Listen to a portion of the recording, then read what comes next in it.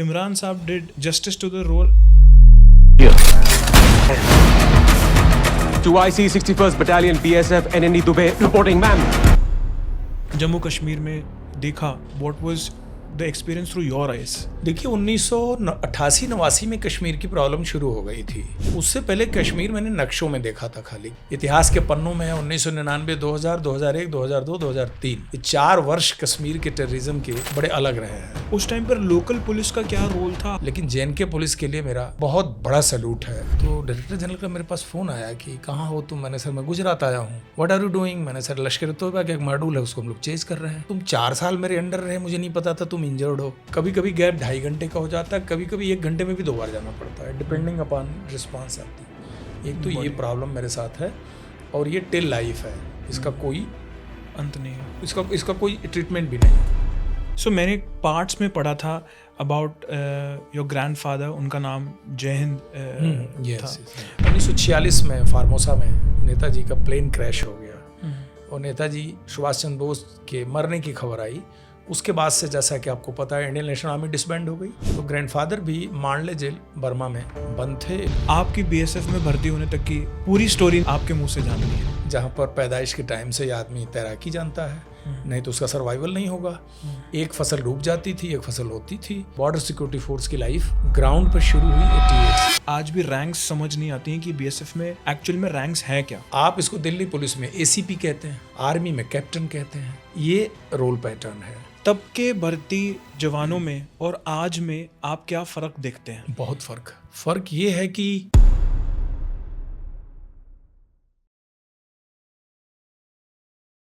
Ground zero movie आप पर बनी और इतनी हिट हुई। ज़्यादातर Imran Hashmi sir is known for a different side of movies that he has done all his life, but he chose to do this and अच्छे से डिपिक्ट करके बताया कि आपकी लाइफ रियलिटी में थी क्या। तो अब post that movie how do you feel and how did you accept this in your way कि Imran would do this movie for you? Actually जब इस मूवी के बनने की बात शुरू हुई तो वो भी कुछ फिल्मी ही था, इन द सेंस कि घटना तो ये 2003 की है और करीब 2016 आलमोस्ट 13-14 साल के बाद कोई लोग फोर्स हेडक्वार्टर बीएसएफ हेडक्वार्टर आए और उन्होंने इस घटना पे कुछ बातचीत शुरू की। निश्चित रूप से वे लोग सबसे पहले उन्होंने मुझे अप्रोच किया। तो बोले सर इस पे कुछ सोशल मीडिया या आप कह लीजिए कि ओपन डोमेन में कुछ मिलता नहीं है, कुछ खास है नहीं इस पे। There is no story, no detail available, कोई 1 लाइनर है, 2 लाइनर है। तो उनको कुछ समझ नहीं आ रही थी बात, क्योंकि कई बार जजमेंट और इवेल्युएशन इन चीज़ों को लेके होता है कि what is already in the kitty, available क्या है। तो हमको भी इतना कुछ जानकारी नहीं था। तो उन्होंने चीज़ को सुनने की कोशिश की, बड़े एक रॉ और ओरिजिनल फॉर्मेट में नरेट किया। तो निश्चित रूप से फोर्सेज में आपको पता है एक सिस्टम है कि आपको ऑर्गेनाइजेशन के थ्रू जाना है, क्योंकि मैं तब सर्विस में था। उन्होंने अप्रोच किया, ऑर्गेनाइजेशन ने कोई बहुत इंटरेस्ट था नहीं। वो लोग बोले नहीं ये फिल्म वगैरह बनाने का जो रास्ता बड़ा डिफ़िकल्ट है और ये, तो वो चले गए। इसी तरह से एक दूसरे व्यक्ति भी आए फिल्मी दुनिया से, बॉलीवुड से। उन्होंने भी कोशिश की बट कुछ आगे सिरे चढ़ा नहीं मुद्दा।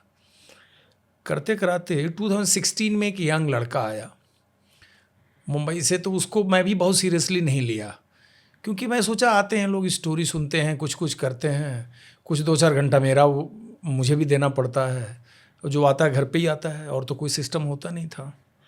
It was very young, just starter, जो कि को प्रोड्यूसर है इस फिल्म का वो। तो बोला मैं बनारस सारनाथ का रहने वाला हूँ सर, और मैं जस्ट अभी शुरू किया हूँ करियर, और हिमाचल प्रदेश से उसका एक दोस्त था, दोनों साथ थे। तो कहानी सुने और लोग कई घंटे बैठे रहे, बट मुझे बाद में पता लगा कि उनको कोरेबोरेट करना था, इसकी सत्यता को उन्हें कहीं और तरीके से भी वेरीफाई करना था। तो नोएडा सेक्टर 45 में ही डायरेक्टर जनरल हमारे रहते थे, जो उस घटना के समय डायरेक्टर जनरल थे। और संयोग देखिए कि जब पार्लियामेंट अटैक हुआ था तो वो कमिश्नर दिल्ली पुलिस भी थे। तो कमिश्नर दिल्ली पुलिस के रिजीम में दुनिया की पहली पार्लियामेंट अटैक की घटना होती है दिल्ली में, उसका मुख्य अभियुक्त जब मारा जाता है तो बीएसएफ मारती है, और वो बीएसएफ के डीजी होते हैं। ये बड़ा कोइंसिडेंस था ये, और उन्होंने ये बात प्रेस कॉन्फ्रेंस में कही भी थी। तो वो शायद उनसे भी मिला अलग से जाके वो लड़का, फिर जिन जिन लोगों का नाम मैंने लिया उन सबसे मिला। वो मिलने के बाद वो कश्मीर भी गया, लेकिन उसके बाद वो बस्ताए खामोशी में चला गया। यानी फिर वो क्या किया, उसके माइंड में क्या हुआ कुछ पता नहीं। तब तक 2019 आ गया, 17-18 आ गया। फिर 2019 में कोई आया, वो भी इसमें को प्रोड्यूसर है। अच्छा। तो मैंने कहा यार बहुत मेरे आवर्स इसमें लग गए हैं, मैं बार बार वो चीज़ सुनाता हूँ, लोग आते हैं बड़े इंटरेस्ट से सुनते हैं, लेकिन इसने थोड़ा सा टॉप डाउन अप्रोच किया शायद। और गृह मंत्रालय का आदेश अगस्त 2019 में आ गया यूनियन होम सेक्रेटरी का कि रिटन में कि ये बायोपिक बनेगी और इस बायोपिक एक प्रोडक्शन हाउस बनाएगा। ये सबको ऑर्डर आ गया। अब ऑर्डर तो आ गया, बट जो पहले स्टोरी लेके गया था और ये दोनों स्टोरी लोग एक ही प्रोड्यूसर के पास चले गए। वाओ। अब उस प्रोड्यूसर पे चले गए तो बॉलीवुड का सिस्टम है कि वहाँ थोड़ा कन्फ्यूज़न हुआ कि 2 persons are approaching the same story. Story में थोड़े थोड़े दोनों के इमेजिनेशंस अलग अलग थे, किरदार सेम था, तो लेकिन कहीं ना कहीं वो दोनों कोलैबोरेट कर गए। इसलिए किया कि अंधे लंगड़े का वो साथ हो गया। जो स्टोरी बाद में लेके गया उसके पास ऑर्डर था, और जो स्टोरी पहले लेके गया उस पर ऑर्डर्स नहीं थे, राइट्स नहीं थे, हर दोनों कोलैबोरेट कर गए और उन्होंने बनाया। एनीवे, अब हम आते हैं मूवी जब बन गई। मूवी बनने के बाद उन्होंने नवंबर 24 में मुझको बुलाया था मुंबई में उसे ऑफलाइन दिखाने के लिए। बनाने से पहले जब फिल्म बननी शुरू हुई थी, और वो फिल्म भी बनने की शुरुआत के दिन भी वही है जो इनकाउंटर की डेट है, 27 अगस्त 2022 में बननी शुरू हुई, क्योंकि कोविड में बनी नहीं है, कोविड में दूसरा पीरियड चल रहा था। तो बननी शुरू हुई और उसके बाद उन्होंने कई बार हमसे मीटिंग्स की, स्टोरी को समझा, फिर किरदार की बात चली, किरदार पे वो लोग अपना जूझते रहे। वो बहुत सारी डिटेल हमसे नहीं शेयर करते थे, उनकी अपना एक प्रोफेशनल तरीका था। हर आदमी को इंटरेस्ट होता है कि भाई ये रोल कर कौन रहा है। लास्ट में मुझको पता लगा, तो हमको कोई बहुत ज़्यादा इसका ज्ञान नहीं था, बट ठीक है, वो हमारे चॉइस की चीज़ नहीं थी। मेरा कोई इसमें मतलब मेरा कोई स्टेक नहीं था कि मैं चुनूं कि कौन किरदार करेगा, क्योंकि प्रोडक्शन हाउस का वो काम है। हमने तो अपने राइट्स दे दिए थे। ऑफलाइन जब दिखाया उन्होंने पहली बार इसे, तो हम 3 कोलिग्स बैठे हुए थे, जिसमें दो तो इसके किरदार में ही है, एक मेरे और फ्रेंड गए थे। तो फिल्म जब शुरू हुई तो ये कहते ना कि आपको थोड़ा सा हल्का, मतलब यू फील लिटिल शाई, यू फील लिटिल हम्बल, और फिर लगता है कि दूसरे क्या सोच रहे होंगे या उनकी क्या रिएक्शंस हो रहे होंगे। फिर उसमें इंटरवल हुआ, इंटरवल में थोड़ा सा एक कुछ संकोच और शर्माया टाइप फीलिंग रहा कि अब जो स्टोरी चल रही है, क्योंकि जब फिल्म बनती है तो वो उसमें 15-20% तो सच्चाई को वो अपने सिनेमाटोग्राफिक फ्रीडम में कनेक्ट करते हैं एक व्यूवरशिप के लिए, और उतना ही किया भी है। इसमें करीब 20-25% फिक्शन है, rest were basically exactly on the line of what happened. Yes, that much I am sure. फिर पूरी फिल्म ख़त्म हो गई। तो होता है ना कि अगर आप किसी को एक स्क्रिप्ट दे दीजिए, एक बनी हुई चाय भी दे दीजिए ना, तो उसमें भी कुछ गुंजाइश होती है कि थोड़ा ऐसे कर लेते, थोड़ा वैसे कर लेते। तो हम लोग लंच टेबल पर बैठे और प्रोड्यूसर डायरेक्टर सब बैठे, तो बोलने लगे सर आपके क्या विचार हैं। तो क्या होता है ना, जो अब स्टोरी खुद जिया हुआ होता है उसका उसके साथ इमोशन पहले भागता है, आगे आगे चलता है, क्रिएटिविटी पीछे रहती है। क्योंकि मैं सिनेमा पर्सन नहीं हूँ, लेकिन जो मैं सोचा, ऐसे ही मेरा जो कलीग है बीनू चंद्रन, MR बीनू चंद्रन, जिसका भी इसमें बाय नेम है रोल, वो जज्बाती थोड़ा हो गया कि इसमें कमांडिंग ऑफिसर को थोड़ा सा एक प्रोटोगनिस्ट दूसरे रोल में दिखाया हुआ है। लेकिन ये लोग बड़े प्रोफेशनल होते हैं। देखा, ये बॉलीवुड की दुनिया ना, ये बड़ी खिलाड़ी दुनिया होती है। तो उन्होंने पूरी बात सुनी, उन्होंने कहा सर ये डॉक्यूमेंट्री नहीं है, अगर इस फिल्म के अंदर कोई ग्लेयरिंग कमी नहीं है तो आप थोड़ी देर के लिए ना इसके इमोशन से हट के इसको देखो, कमर्शियल पॉइंट ऑफ व्यू से देखो। ठीक है, हमने वो देखा, फिर एक एक तरीके से हम समझने की कोशिश की। कुछ हमारे पॉइंट्स थे जो उन्होंने बाद में उन्होंने ठीक भी किए, और म्यूजिक वगैरह उन्होंने बाद में डाला, जो उसमें बैकग्राउंड में गाने चलते रहते हैं। और मार्च 2025 में इसका दिल्ली में प्रीमियर हुआ और उस प्रीमियर में काफ़ी यूनियन होम सेक्रेटरी खुद आए थे, गवर्नमेंट ऑफ इंडिया के आए थे, कई मेंबर ऑफ पार्लियामेंट आए थे, बड़े बड़े लोग आए थे। बसंत कुंज में जब हुआ तो उसमें भी हम लोग गए थे। अच्छा अप्रिशिएट हुआ। कुछ JNK पुलिस के सीनियर अफसर आए थे और फाइनली जब अप्रैल महीना में ये प्रोडक्शन हाउस ने चुना कि किस दिन हम इसको रिलीज़ करेंगे, वो टाइम बड़ा इत्तफाकिया टाइम रहा कि इसको 10 अप्रैल को उन्होंने मुंबई में किया और 18 अप्रैल को लखनऊ में किया, माननीय मुख्यमंत्री जी उत्तर प्रदेश। 18 के बाद उनको 19 अप्रैल को जाना था कश्मीर में प्रीमियर करना था। 19 को कश्मीर गए, मैं नहीं गया उसमें, और वो प्रीमियर सिकारे पे हुआ, ओपन डल गेट के अंदर, बिना किसी बैकग्राउंड के, ये मैसेज देते हुए कि कश्मीर इतना अमन चैन आ गया है यहाँ कि बॉलीवुड एक ऐसी फिल्म का जिसका ग्राउंड जीरो श्रीनगर सिटी रहा है उसको डल लेक के अंदर ओपन सिकारे पे कर सकता है। और उन्होंने किया। तो रात को फिर फीडबैक आया, क्योंकि इसमें DGMO भी थे, जो भी ऑपरेशन सिंदूर के समय आपने डायरेक्टर जनरल मिलिट्री ऑपरेशन का बयान रोज़ सुना होगा, घई साहब का, ये भी थे उस प्रीमियर में। तो रात को फोटो वहाँ से आई कि सर आज प्रीमियर था यहाँ, तो मैं था नहीं उसमें। इनको 21 को आना था दिल्ली, यहाँ प्रीमियर था।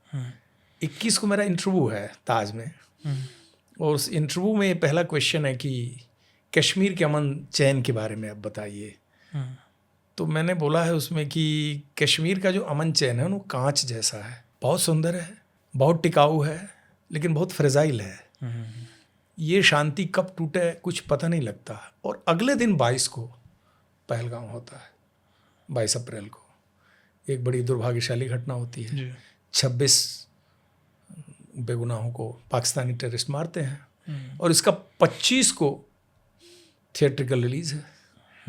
तो ये भी एक अपने आप में ट्रेजेडी भी रही, और इसी के साथ साथ उसका 25 को थिएटर में आना रहा।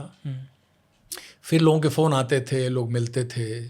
ऑर्गेनाइजेशन के कुछ जगह मैं 9 साल काम किया, और 9 सालों में half of the people were not knowing, उनको पता नहीं था। हमारे कई बहुत सीनियर डायरेक्टर जनरल के फ़ोन आया कि यार तुम 4 साल मेरे अंडर रहे, मुझे नहीं पता था तुम इंजर्ड हो, यू नेवर टोल्ड अस। 2010-11 में एक वाक़या हुआ था कि मेरी कोई फाइल गई थी मिनिस्ट्री में, जिसमें कि मेरी डिसेबिलिटी, उसमें यह है कि अगले प्रमोशन के लिए शारीरिक रूप से आपकी अक्षमता नहीं होनी चाहिए, यू शुड बी फिट, आपकी विकलांगता पर प्रमोशन नहीं होगा। तो मेरा स्पेशल केस गया था कि ऑपरेशनल इंजरी है और इसमें आपको प्रमोशन देना चाहिए।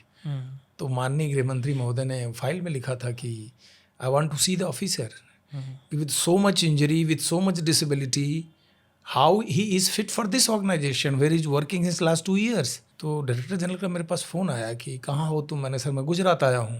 What are you doing? मैंने सर लश्कर तोयबा का एक मॉड्यूल है उसको हम लोग चेज कर रहे हैं। अच्छा, तुम डिसेबल्ड हो? अब मैं जाड़े में ज्वाइन किया था, कोट वोट पहन के जाता था, नहीं कहता था, और कोई इतना ज़्यादा पर्सनलाइज चीज़ मतलब डिस्कस भी नहीं करता जब तक तो कोई ना पूछे। मेरे एक्टिविटीज़ उन्हें समझ में नहीं आता था कि 76% डिसेबल्ड है, इसकी टांग काम नहीं करती, हाथ काम नहीं करता, कोलोन नहीं है, वो मैं मैनेज करता था, जो अभी भी करता हूँ। तो बड़ा वो फील किए। एनीवे बाद में वो मेरे पक्ष में ही फैसला हुआ, मुझे प्रमोशन मिला, सब कुछ मिला। बट वो सरप्राइज़ किए कि मतलब इतने टाइम से हो, मुझे नहीं पता था ये। तो लोग मिलते थे, तारीफ़ भी करते थे, प्रशंसा करते थे, ये भी कहते थे सर कि ये वाला पार्ट तो हमें पता नहीं था। कई तो हमारे क्लोज कोलीग जो हमसाया कह लीजिए, साथी खाते पीते रहते हैं, उनको भी एक्सटेंट ऑफ डैमेज नहीं पता था। अब ऊपर से कहते हैं ना कि आप थोड़े चेयरफुल रहिए, हंसते रहिए, मुस्कुराते रहिए, काम करते रहिए, और इसको इतना प्रोमिनेंट लाइफ में ना बनाइए कि जिससे अगले को ये समझ में आए कि नहीं लगता है कुछ अक्षम है, अयोग्य है। काम भी मैं घर में सबसे अच्छा ही कर लेता था, दौड़ धूप, भाग दौड़, स्टे वर्क। मतलब NIA का 9 years का तो टेन्योर ये रहा कि डंकी लोड बोलते हैं उसको, कि वो डंकी लोड था। मतलब जिसको डंकी के बराबर लोड लेके चलने की क्षमता हो, वो इनिशियल बिगनिंग डेज में वहाँ नौकरी कर सकता है। आज की तारीख में तो ऑर्गेनाइजेशन इतना बरगद के पेड़ जैसा हो गया है कि चीज़ें बड़ी सुगम हो गई हैं। और शुरुआती दिनों में ऐसा नहीं था, सारी चीज़ बिल्डअप स्टेज में थी। तो कुछ कुछ अच्छा भी फील हुआ, प्राइड भी फील हुआ, हम्बलनेस भी हुई, थोड़ा संकोच भी आया, थोड़ा कहते हैं ना कि थोड़ा संकोच में रहना, ये सब फीलिंग आई। रिकॉग्निशन भी हुआ इसका, काफ़ी लोगों ने सम्मान भी किया, स्वागत भी किया। अभी मैं परसों गया था शोल्डर का अल्ट्रासोनोग्राफी कराने सफदरजंग अस्पताल में। ये शोल्डर मेरा बहुत पेन में है, तो इसमें इंजेक्शन लगाना था। तो डॉक्टर ने बोला कि अल्ट्रासोनोग्राफी करा के आओ। तो मैं गया कराने अल्ट्रासोनोग्राफी। तो उन्होंने कहा कि आपसे पहले 16 लोगों का नंबर है। तो मैं सोचा तो मैं दिन भर रह जाऊंगा। तो मैं शूज़ वूज़ निकाला, शू कवर लगाया और थोड़ा दरवाजे में पीप किया।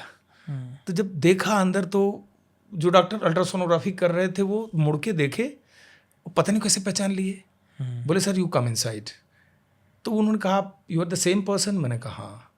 बोले सर मतलब it's a matter of luck, आप अभी आपको तुरंत करता हूँ। तो मुझे अंदर ही बिठाया, फिर हमारा अल्ट्रासोनोग्राफी की, उन्होंने रिपोर्ट लिखी, बाहर आए, बोले अपना शू लेके मेरे ऑफिस में बैठ के आप प्रॉपरली पहनिए, चेंज करिए, फिर नंबर एक्सचेंज किया। तो ऐसे मौके पर बहुत अच्छा भी लगता है। एक दिन एम्स में मैं गया तो लंच ब्रेक चल रहा था, तो एक क्लर्क था तो बोला कि अभी लंच ब्रेक है, बाहर बैठिए। तो मैं बाहर बेंच पे बैठ गया, तो मेरे साइड में कोई बैठा था, तो मेरे तरफ मुड़ के कह रहा है कि आपको भी इंतज़ार करना पड़ता है। तो मैं सोचा ही क्यों ऐसा बोल रहे हैं। बोले सर मैं तो आपको पहचान रहा हूँ। हमने कहा देखिए तो बड़ा जेन्युइन है कि लंच कर रहे हैं, और हाथ उनका टिफ़िन कैरियर के अंदर है। बाहर आया हाथ धोने के लिए, उसने बात सुन ली, तो उसने बड़ा अप्रिशिएट किया कि सर यू अप्रिशिएटेड कि मैं लंच कर रहा हूँ और उसके बाद आपको आना चाहिए, मतलब ये अच्छी बात है। तो ऐसे कभी कभार कोई मिल जाता है, कभी कोई मेट्रो में मिल जाएगा, और ठीक लगता है, अच्छा लगता है। They look upon you with lot of respect, और लोग हेल्प करते हैं। मेरा तो बड़ा इसमें पॉजिटिव एक्सपीरियंस है, बढ़िया लगता है। And do you think Imran sahab did justice to the role? आपसे पूछा गया था before they shortlisted a candidate? Bollywood पूछता नहीं है, क्योंकि बजटरी प्रोविज़न और जो कमर्शियल्स है उनके अपने इंटरनल इश्यूज़ होते हैं। अगर आप थ्योरेटिकली पूछिए कि आपको लाइफ में चॉइस दिया जाए 1 2 3 4 कौन आपका रोल करेगा, then you have a choice कि आप किसको चाहोगे। लेकिन वो मेरी चाहत से नहीं होना था और हमसे नहीं पूछा गया था। बहुत बाद में हमको पता लगा हु इज़ डूइंग, ठीक, इट्स ओके। और इमरान हाशमी ने मेरे से काफ़ी बातचीत किया, वो कॉन्वर्जेशन के लगातार वो फ़ोन पे पूछते रहते थे, रोज़ आधा घंटा टाइम पूछते थे, सर कब आप खाली हैं। और जो कैमरा रोल हुआ उस दिन भी वो बुलाए थे मुझे। फाइनल जो अटैक का एक्शन था उसमें 3 दिन में बम्बई रुका, तो जितना रीटेक होता था, जितनी बार वो शूटिंग होती थी, वो बार बार दिखाते थे कि इसमें मैं और क्या चेंज कर सकता हूँ, इसमें और क्या चेंज कर सकता हूँ। वैनिटी गाड़ी में डिस्कशन होता था। अभी उसके बाद अभी 2 ऐसा मौका है, एक मेरा टेड टॉक था मुंबई में लास्ट मंथ, तो वो उन लोगों ने अप्रोच किया उनको कि आप कोई 10 सेकंड का प्रोमो हमारे लिए भेजिए। तो निश्चित रूप से अब वो लोग तो अप्रोच कर नहीं पाते, मैंने मैसेज दिया तो उन्होंने फटाफट बना के भेज दिया। अभी इसी किताब का एक विमोचन था इसी 18 जनवरी को प्रगति मैदान में, भारत मंडपम में। तो बुक मिलिट्री ऑफिसर्स की लेडी वाइव्स ने एक वीरगाथा लिखी है किताब, तो उसमें एक चैप्टर मेरा है और मेरे साथ जो शहीद हुआ था कांस्टेबल उस पे है। तो उस पे भी उनको चाहिए था, तो इमरान हाशमी ने उनको भेजा था 20 सेकंड का प्रोमो, क्योंकि वो राइटर ने जो है जो हक मूवी एक आई है, आपने देखा होगा, वो भी इमरान हाशमी ने किया है। तो उस राइटर ने शाहबानों पे बहुत पहले एक बुक लिखा था और शाहबानों से ही इंस्पायर्ड होके हक मूवी बनी, और इसमें प्रोटोगनिस्ट रोल किया है इमरान हाशमी ने। फिर एक और कोइंसिडेंस हुआ, तो उस लेडी ने कहा सर कि ये सेम हीरो ने ये दोनों एक्टिंग की है और मैं दोनों पे लिख चुकी हूँ किताब, तो मेरा तो हक बनता है कि 10 सेकंड का वो मुझे प्रोमो वीडियो भेजें। तो मेरे कहने पर उन्होंने भेजा था, तो बड़ा लोग खुश हुए कि सर हमारे लिए एक अच्छा हो गया कि समबडी हेल्प्ड इट। तो पर्सनली उसने बहुत मेहनत किया इमरान हाशमी ने, and A well intended person, कोई फूफा नहीं, ओरिजिनल मेहनत करनी है, काम करना है। वो खुद भी कहते थे कि sir this a great responsibility on my shoulder, मैं कैसा भी किरदार करता रहा हूँ, लेकिन आज के तारीख में जो किरदार मैंने लिया है करने के लिए, जस्टिस तो मैं सोचता हूँ कि मेरी एक्टिंग में कोई कुछ ऐसा ना हो जो उसकी डिग्निटी और उसके रिस्पेक्ट के अपोजिट जाए। जो रोल है, जिसका किरदार मैं कर रहा हूँ, तो it's a great responsibility on my shoulder. तो थॉट प्रोसेस बहुत अच्छा है। उन्होंने कोशिश किया और अच्छा काम किया, मेरी समझ से बहुत अच्छा काम किया। कोई जिंगोइज्म नहीं है मूवी में, ये तो मैंने देखा। मैं उसी से थोड़ा संकोच कर रहा था, कोई ऐसा हैंडपम्प उखाड़ने का सीन भी न डाल दें कि मुझे बड़ा अजीब सा लगने लग जाए। And luckily it was not done. Were you asked at home और समवेयर अमंग योर फ्रेंड्स कि आप क्या चाहते थे कि अगर कोई करता तो कौन करता? देखिए, निश्चित रूप से फ्रेंकली स्पीकिंग, चाहे हमारी पीढ़ी हो या यंग जनरेशन हो, बच्चों से पूछिए तो वो किसी का नाम ले लेंगे कि विकी कौशल को पापा करते तो और अच्छा होता, फलां करता। क्योंकि अच्छा कौन करता ये क्वेश्चन नहीं था, क्वेश्चन होता है नाम का। मूवीज़ नाम पे बहुत चलती हैं। जैसे निश्चित रूप से अगर कास्ट चेंज हो जाता है तो बहुत फिल्म नाम पे चल जाती है ना। वो कैसा भी रोल करे, नाम खींच ले जाता है उसको। और अगर वेल नोन कोई नाम है इंडस्ट्री में, तो वो अपने नाम से फिल्म को बहुत ज़्यादा चला लेता है। और ऑफ द रिकॉर्ड जो मुझे पता लगा कि इन लोगों ने 3-4 लोगों से इससे पहले कोशिश की थी। अजय देवगन के इनको डेट नहीं मिला। अच्छा। और अक्षय कुमार के साथ कुछ इन लोगों का फाइनेंशियल इशू रहा कि वो चीज़ नहीं वहाँ तक पहुँच पा रहे थे। और इन्होंने खान्स को भी ट्राई किया था। तो शाहरुख खान का क्या जवाब आया तो मुझे पता नहीं। सलमान खान के साथ इनका ये कहना था कि प्रोली एक डिफरेंट इमेज वाली मूवीज़ वो उस समय बना रहे थे। अच्छा। आपको दबंग उमंग टाइम याद होगा जो चल रहा था, जो लगान में जिन्होंने काम किया है, आमिर ने। तो उनका शायद ये जवाब था कि कई सालों से वो ऐसी कोई मूवी नहीं कर रहे हैं जिसमें कोई वायलेंस हो, गन बैटल हो, किसी का खून बहे, कोई मारा जाए। ऐसा जवाब मुझे सुनने को मिला अनऑफिशियली। तो लास्ट में they had to settle down with this person जिन्होंने फाइनल रोल। ऑनेस्टली कल देखी और मुझे लगा कि आज तक की इमरान साहब की one of the best movies हैं, because he is done a beautiful job in it and it is so different from what his. ये उनके लिए चैलेंज था, खुद कह रहे थे वो। और ये इस मूवी का तो जो लोग बताते हैं कि OTT पे तो बहुत अच्छी चली। अगर इसका थिएट्रिकल रिलीज 25 अप्रैल ना होता तो ये दूसरे मुकाम पे जाती। अब इसके साथ तो हुआ कि 22 को पहलगांव की घटना हो गई, 25 अप्रैल को इसका थिएट्रिकल रिलीज था, 7 मई को ऑपरेशन सिंदूर हो गया, 10 मई को ऑपरेशन सिंदूर का जो लास्ट अटैक था 10 को हुआ। तो पूरे देश का जो जनमानस था ना, वो पूरा टीवी पे फोकस था कि भाई इंडिया पाकिस्तान के बीच क्या हो रहा है और ये लड़ाई किधर जा रही है। और इसका क्या एक अलग नज़ारा था इस 4 दिन का ना, because this was the only battle fought without crossing the line of control, international border. कोई भी सैनिक सीमा नहीं क्रॉस किया, बावजूद इसके भी ज़बरदस्त युद्ध हुआ। तो पूरा फोकस दूसरे तरफ चला गया था। शायद ये एक बड़ा रीज़न था कि थिएट्रिकल रिलीज़ में ये उतना बढ़िया नहीं कर पाई होगी, ऐसा मेरा मानना। सर, एक बड़ा मिसकंसेप्शन है रैंक्स का। BSF और इंडियन नेशनल आर्मी के अंदर लोगों को आज भी रैंक्स समझ नहीं आती हैं कि BSF में एक्चुअल में रैंक्स है क्या, क्योंकि BSF बॉर्डर्स तक ही सीमित रह जाता। मुझे थोड़ी रैंक्स की क्लैरिटी भी चाहिए उस ऑडियंस के लिए जो ऑडियंस ये नहीं समझती कि BSF का रोल क्या है आज की डेट में और हमेशा से क्या रहा है। थोड़ा उसके बारे में आप एक्सप्लेन करें। देखिए, पहले मैं रोल बता देता हूँ आपको कि BSF का जो रोल है 1965 वार के तुरंत बाद BSF बनाई गई थी। आपको मालूम है 1 दिसंबर 1965 BSF का स्थापना दिवस है।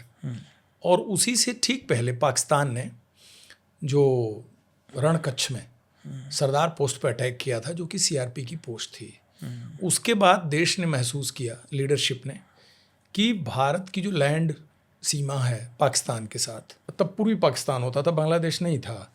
तो वेस्ट पाकिस्तान और ईस्ट पाकिस्तान के साथ जो लैंड बॉर्डर है, जिसकी कंप्लीट लंबाई उस समय 7,300 किलोमीटर होती थी, यह सीमा उन रेस्पेक्टिव राज्य की आर्म्ड पुलिस के बस की बात नहीं है।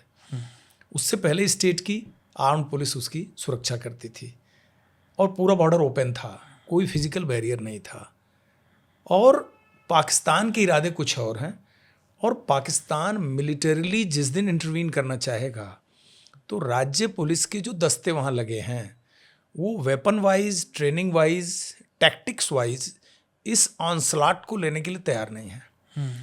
इस संकल्पना से बीएसएफ की स्थापना हुई कि एक ऐसी आर्म्ड बॉर्डर फोर्स को हम तैयार करें जिसका बॉर्डर प्रोटेक्शन जिम्मेदारी हो।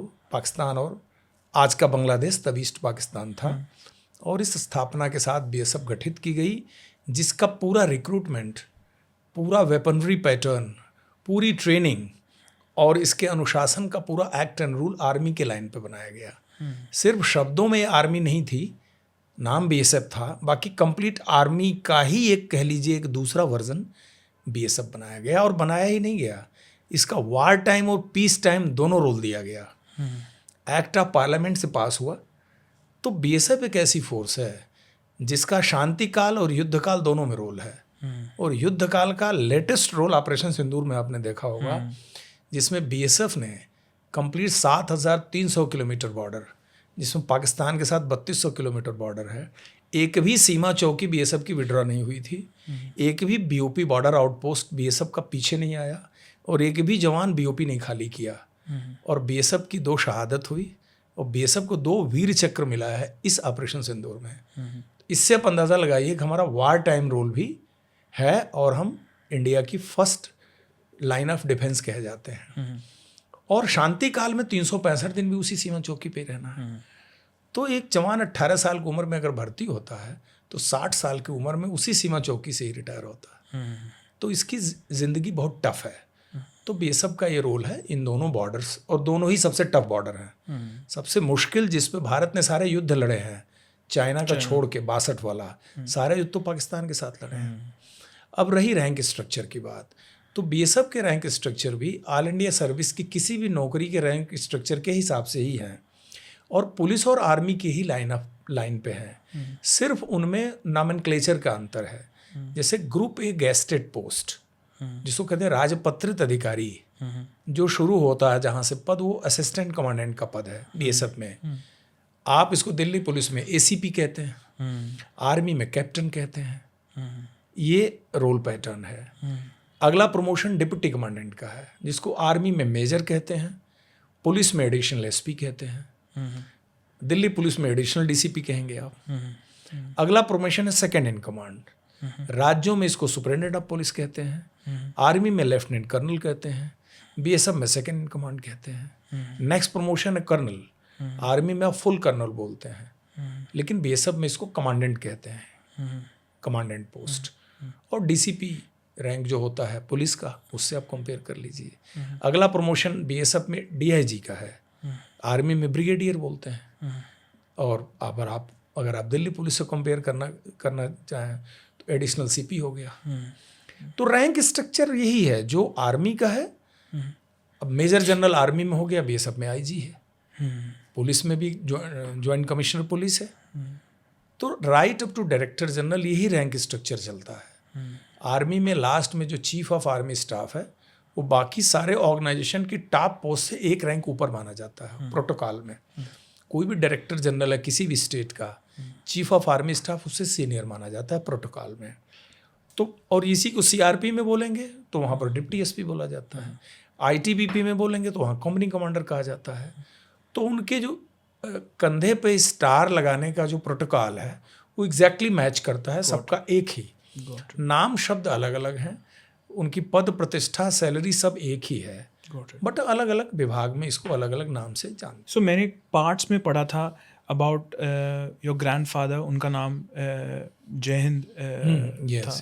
मुझे वहाँ से आपकी बीएसएफ में भर्ती होने तक की पूरी स्टोरी नहीं समझ आई, बट मुझे आपके मुंह से जाननी है। देखिए मैं तो एक बड़ा ये क्या बोल सकते हैं, उत्तर प्रदेश का जो सबसे पिछड़ा एरिया होता था, हमारा eastern part of UP, district Gorakhpur है जो कि नेपाल से बहुत लगा हुआ है।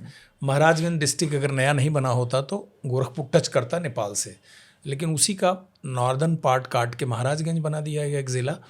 तो हम लोग नेपाल बॉर्डर से बिल्कुल कनेक्टेड हैं। और हमारा एरिया थोड़ा लोअर तराई एरिया है, जिसको वाटर लॉक्ड एरिया बोलते हैं। जितनी हिमालयन नदियाँ हैं हिमालयन नदियाँ सब उत्तर प्रदेश से बह करके चली जाती हैं, गंगा में मिलती हैं, जो मोटा हिसाब किताब है। चाहे वो गंगा हो, यमुना हो, सरस्वती हो, सब इसी गंगा में मिल के जाती हैं। घाघरा है, आपकी रामगंगा है, ये रिवर्स हैं जितनी। तो इन्हीं रिवर्स का जो लास्ट पार्ट है, बिहार में घुसने से पहले वाला पार्ट, वो हमारा तराई का पार्ट है, ज़िला गोरखपुर। उसकी एक तहसील है चौरी चौरा, जो कि 1919 का चौरी चौरा कांड आपने भारतीय इंडिपेंडेंस मूवमेंट में अगर आप देखेंगे, जिसके बाद गांधी जी को नॉन कोऑपरेशन मूवमेंट, अपना मूवमेंट वापस सविनय अवज्ञा आंदोलन को वापस लेना पड़ा था। तो वो हमारी तहसील है। वहाँ एक गांव है हमारा, गांव बिल्कुल राप्ती नदी के किनारे है, जिसको रिवराइन बोलते हैं बिल्कुल। अभी बंधा वगैरह बन गया इरिगेशन डिपार्टमेंट का, नहीं तो राप्ती नदी का पानी अगर बढ़ रहा है तो धीरे धीरे वो स्पिल होते होते उस एरिया को डुबोता रहता है। उसी एरिया में हम डूब रहे हैं, उसी में हम दोबारा पानी चला जाता है। तो ऐसे हम लोग पले बढ़े हैं, जहाँ पर पैदाइश के टाइम से आदमी तैराकी जानता है, नहीं तो उसका सर्वाइवल नहीं होगा। एक फसल डूब जाती थी, एक फसल होती थी। स्कूल आसपास कोई जो भी होता था 12-14 किलोमीटर के दायरे से पहले तो होता नहीं था। प्राइमरी हेल्थ सेंटर कुछ था नहीं, बिजली थी नहीं, सड़क थी नहीं। अब आप अंदाज़ा लगा दीजिए कि ऐसा क्षेत्र तो हमारा है जहाँ हम पैदा हुए थे। तो मेरे ग्रैंडफादर 1940 में ही वो चले गए थे इंडियन नेशनल आर्मी, ज्वाइन किया उन्होंने बैंकॉक। और मेरे फादर को वो 12 दिन का छोड़ के चले गए थे। मेरे फादर पैदा हुए तो कहते हैं ना कि छठी बरही शब्द बोला जाता है कि 12 डेज़ के बाद बच्चे के पैदा होने की खुशी में खाना पीना खिलाते हैं गांव परिवार को। वो कार्रवाई करके 13 डे वो चले गए थे, वो उनके कज़िन। दे ट्रेवल्ड, कैसे गए, तब साधन वगैरह कुछ था नहीं, पानी के जहाज़ से जैसे भी किए बैंकॉक चले गए, थाईलैंड। और उनके कज़िन दोनों इधर घर पे ग्रेट ग्रैंड मदर थी, जो कि हमारे पिताजी की माँ। बच्चों को पाला, कोई मेल मेंबर था नहीं। ग्रैंडफादर के जो छोटे भाई थे, इनसे 2 साल छोटे थे, बनारस निकल गए पढ़ाई लिखाई के लिए, और कोई था नहीं। और ग्रेट ग्रैंडफादर की डेथ हो चुकी थी पहले। अच्छा। तो घर में ये 2 महिलाएं थीं जो एक छोटे बच्चे को लेके रास्ता देख रही थीं। इनके दोनों बेटे तो बाहर चले गए, इंडियन नेशनल आर्मी ज्वाइन किया, और वो नेताजी सुभाष चंद्र बोस के साथ क्लोजली काम किए। और जब 1946 में फार्मोसा में नेताजी का प्लेन क्रैश हो गया और नेताजी सुभाष चंद्र बोस के मरने की खबर आई, उसके बाद से जैसा कि आपको पता है इंडियन नेशनल आर्मी डिसबैंड हो गई। सब अंग्रेज़ों ने मुख्तलिफ जेलों में डाल दिए सबको। तो ग्रैंडफादर भी मांडले जेल बर्मा में बंद थे, और इनके कज़िन दोनों। घर में किसी को कुछ नहीं पता है कहाँ हैं, जिंदा हैं, मुर्दा हैं, आएंगे नहीं आएंगे, कोई खबर नहीं, कोई कम्युनिकेशन ही नहीं था। तब भारतीय डाक भी नहीं, अब वो चिट्ठी पत्री पहुंचने का भी सिस्टम आपको पता ही है। पोस्ट ऑफिस कहीं 16 किलोमीटर दूर। तो 1946 के लास्ट में ये छूटे जेल से, लोग रिहा हुए तो सबको प्रमाण पत्र मिला, भाई आज तारीख से जेल से बाहर किए जा रहे हैं। तब तक ऑलमोस्ट हो चुका था कि ब्रिटिशर्स किसी भी दिन इंडिया को आज़ाद कर सकते हैं। लेट 46 अर्ली 47, क्योंकि 15 अगस्त 47 में तो देश आज़ाद हो ही गया। तो वहाँ से दोनों चले वापस अपने वतन को। तो अराकान योमा, गारो, खासी, जयंतिया, कंप्लीट नॉर्थ ईस्ट का एरिया क्रॉस करते हुए, क्योंकि बर्मा और हमारा नॉर्थ ईस्ट लगा हुआ है। पैदल चले, गाड़ी से चले, किस साधन से चले, वो सब डिटेल तो मेरे को याद नहीं है। अब मैं पछताता हूँ कि काश में वो डिटेल लिखा होता कहीं। तो करा के ये लोग किसी तरह से पहुँचे ज़िला गोरखपुर। यूनिफॉर्म में आए थे लोग, वही बिल्कुल आज़ाद हिंद फौज की टोपी, नुकीली टोपी, कपड़े बहुत दिन तक तो थे। बाद में कहीं फटफटा चले गए होंगे, गायब हो गए होंगे, उसका तो मुझे नहीं ध्यान है। और सीधे दरवाजे पे पहुँचे। तब तक हमारे फादर 6 ईयर प्लस हो चुके थे, और उनको नहीं पता था कि मेरे पिता कौन है। तो दरवाजे पर आए और अपने माँ को उन्होंने, यानी मेरी ग्रेट ग्रैंड मदर को सलूट किया, जय हिंद किया, क्योंकि यही नारा था आज़ाद हिंद फौज का। तो उसके बाद से ग्रैंडफादर का नाम मेरे पूरे एरिया में जय हिंद के नाम से मशहूर हो गए। कोई कहता था कि वो था जय हिंद के नाती हैं हम, या जय हिंद के पोते हैं, जो भी है।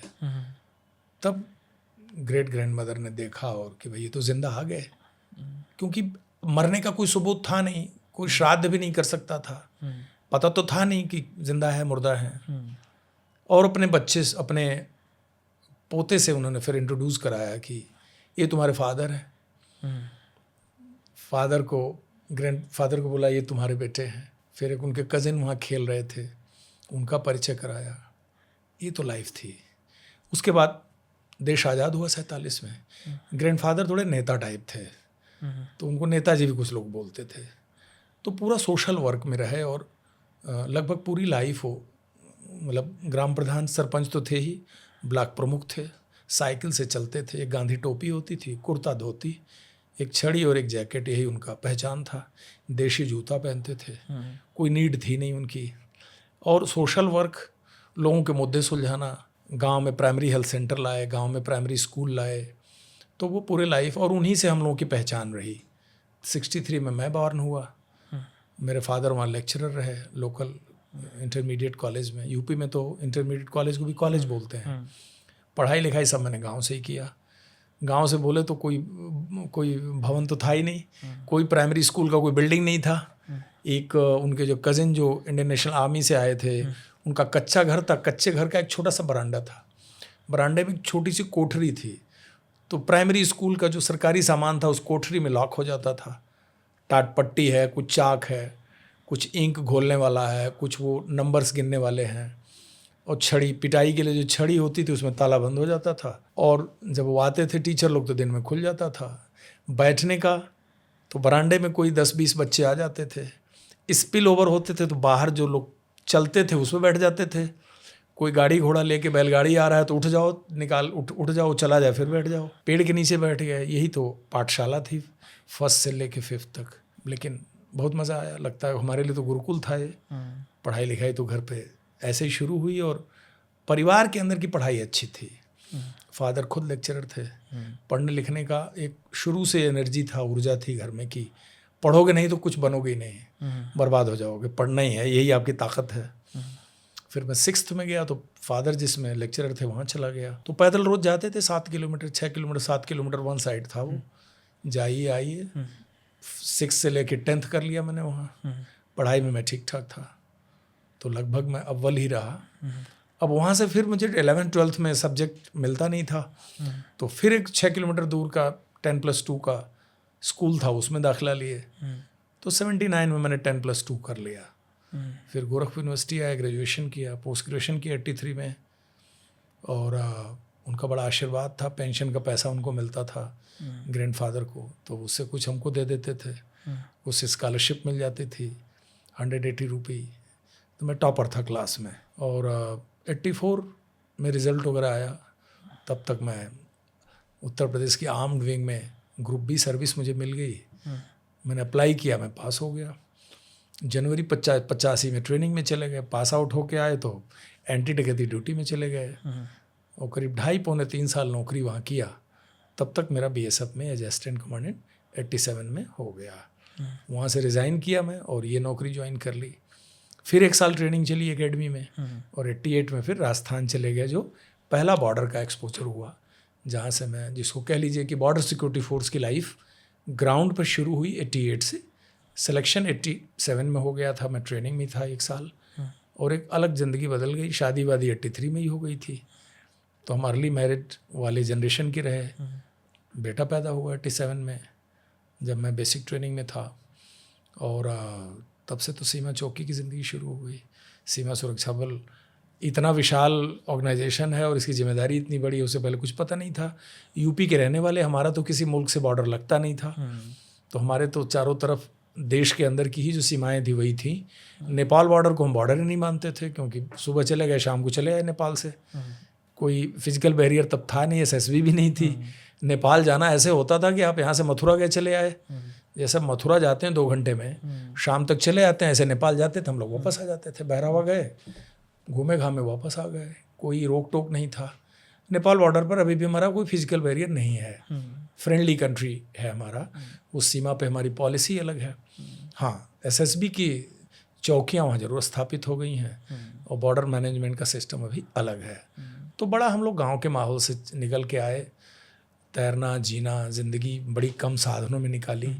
कोई ऐसी सहूलियत नहीं थी, कोई जो बेसिक लाइफ की अम्यूनिटी का भी बड़ा वहाँ मुश्किल रहा। But to face and be at the border were family values, or you learned this after 85? मेरा कहने का मतलब ये है कि ये क्या ग्रैंडफादर के टाइम से आपको पता था कि आप ये करेंगे, जब नहीं, तब से नहीं पता था, ऐसा नहीं पता था कि हम ये करेंगे। मेरी तो ख्वाहिश थी कि सिविल सर्विस में जाएंगे या मैं मुदर्रिस बनूंगा। मतलब मैं प्रोफेस लाइन मुझे बहुत पसंद थी, या तो मैं टीचिंग में जाऊंगा या मैं किसी एडमिनिस्ट्रेटिव सर्विस में जाऊंगा। ये तो ऐसे हुआ कि एक मुकाम आया लाइफ में कि मुझे लगा अब मुझे सर्विस में जाना चाहिए, अब मुझे नौकरी में जाना चाहिए, मुझे कुछ कमाना धमाना चाहिए। 8 लोग थे भाई बहन सब मिला के, मैं ही ट्रेन का इंजन था, बाकी सब बोगियाँ पीछे थीं, सबके एज में 1.5 2 साल का अंतर था। फादर अकेले अर्निंग मेंबर थे, कैश रीच हम लोग कभी थे नहीं। खेती बाड़ी खूब थी, आज भी अच्छी खासी हमारी खेती बाड़ी है, बट वहाँ की खेती बाड़ी ऐसी थी कि जीवन के लिए एक सहारा थी। वो खेती बाड़ी को आप कॉमर्शियल वैल्यू के लिए कन्वर्ट कर नहीं सकते थे, नहीं कोई ऐसा सोच था उस ज़माने में कि जो मौरूसी संपत्ति है, जो आप इनहेरिट किए हैं, उसको मोनेटाइज करेंगे, ऐसा कोई सोचता भी नहीं था। आज भी वो बैरियर है दिमाग में। कहता भाई ये तो कमा के तो नहीं बनाया खेती, आपकी संपत्ति पूर्वजों ने दिया, इसे आप बेचना पाप है, तो मोनेटाइज करना अभी भी लोग सोचते नहीं, उनके मानसिकता में है नहीं ये। और एक सोशल लाइफ थी, रिलेशन में जो लोग थे, रिश्तेदारी में उनका बड़ा सपोर्ट होता था एक दूसरे के साथ। ग्रैंडफादर का ऑरा बहुत तगड़ा था, एरिया में उनका बड़ा नाम गाम था, लोग बड़ी इज्जत करते थे, और उनके नाम की इज्जत को लेके हम लोग पड़े बढ़े। तो यह एक टाइम आया कि मैं यूनिफॉर्म फोर्सेज में घुसा, और मैं शायद बना था इसके लिए, क्योंकि पूरे मतलब 4 डिकेड 40 साल टोटल सेवा मेरी हो गई। अगर आप 84 से लें तो 24 तक मैं काम किया, तो 39-40 साल में किसी स्टेज पर ये लगा नहीं कि मैं इस यूनिफॉर्म के लिए नहीं बना था। तो मंजिल बनती गई।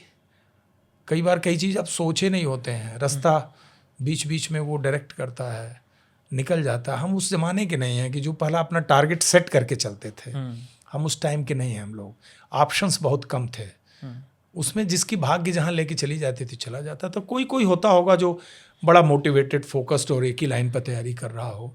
अदरवाइज जब आप इतने बेसिक अमेनिटी और इतनी बेसिक सुविधाओं से दूर रह के बड़े लिमिटेड ऑप्शंस में जी रहे होते हैं ना, तब जहाँ भाग्य ले जाती है अब चले जाते हैं। एक आवारा पानी की तरह से बह रहा है, बस अब जहाँ उसको ज़िंदगी ने लगा दिया वो शुरुआत हो गई। बस जहाँ गए कोशिश की कि वहाँ काम ठीक से करें, हम अगली लाइन में रहें, सेकेंड लाइन में ना रहें। तो रहा तब के भर्ती जवानों में और आज में आप क्या फ़र्क देखते हैं? बहुत फ़र्क ये है कि आज के जवान भी आज के सोसाइटी के ही रिफ्लेक्शन हैं। यानी ये जवान अधिकारी फोर्सेज में भी उसी सोसाइटी से आते हैं जिससे बाकी लोग हैं, सिर्फ ये है कि उनकी नौकरी, उनकी भूमिका अलग है। तो जो आज के 2025-2024 न्यू मिलेनियम के सोशल सिस्टम और न्यू मिलेनियम की जो दुनिया है, इसने जितना ज़्यादा यूथ को प्रभावित किया है, किसी भी यूथ को, तो हमारे यहाँ भी जो इंडक्शन है वो वर्कफोर्स वही आ रही है। तो एक तो ये है कि लोग अब उतनी परेशानियों में हैं नहीं, नॉर्मल ज़िंदगी पहले से बहुत अच्छी है।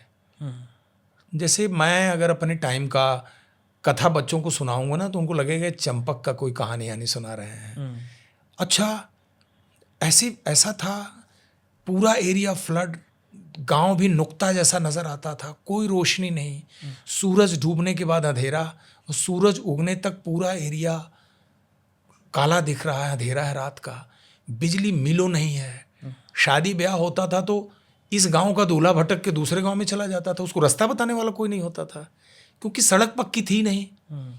और जहाँ वो सेमी अर्बन एरिया से गांव देहात एरिया में घुसा, कोई साइनेज लगा नहीं है कि भाई कौन गांव कितनी दूर है, किधर जाएगा। पक्की सड़कें नहीं थी।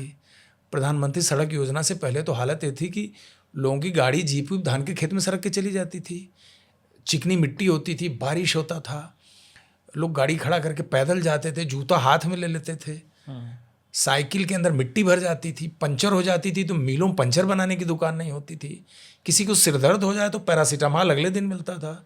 मतलब लाइफ वॉज वेरी टफ। तो अभी जो जनरेशन आ रही है वो इन चीज़ों का उनके वाल अपब्रिंगिंग में कोई असर नहीं है। वह एक बेसिक एमिनिटी के थ्रेशोल्ड पे जी के आ रहे हैं इसीलिए फोर्सेस के अंदर भी बड़े रिवोल्यूशनरी चेंजेस आए हैं फैसिलिटीज़ के मामले में। सोचिए गर्मी के महीने में राजस्थान बॉर्डर में नॉर्मल बनियान पहन के हम रहते थे। ये बनियान पे भी टी शर्ट नहीं, जो एक बाजू वाली बनियान होती थी, क्योंकि बिजली थी नहीं, पंखा था नहीं, तो आप 52 डिग्री टेम्परेचर में रहेंगे कैसे? ठंडा पानी, तब तो बिस्लरी की बोतल भी नहीं आई थी। तो हम लोग पानी को फौजी बोतलों में रख के रेत के अंदर डालते थे, पानी डालते रहते थे कि थोड़ा सा, पानी कितना डालेंगे आप, नहाते तो 5 दिन बाद थे, टैंकर का पानी नहीं पहुंचता था, तो वहाँ पर पीने के पानी के पहले लाले पड़े रहते थे। और लेकिन बड़ी शानदार ज़िंदगी थी, मतलब वो टफ लाइफ क्या एंजॉय किया हम।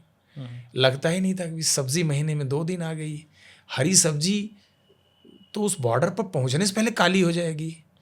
बाड़मेर में कहीं हरी सब्जी ढूंढे, एक तो वहीं नहीं पैदा होती थी जैसलमेर में। अभी तो पानी गंग कैनाल का, इंदिरा गांधी नहर का पानी इतना आ गया कि जैसलमेर बाड़मेर आप जाएंगे तो पूरा कंप्लीट ग्रीनरी है। हमारे टाइम में तो मीलों डेजर्ट होता था, ढाक, आक और सांगरी केरी के पेड़ दिखते थे।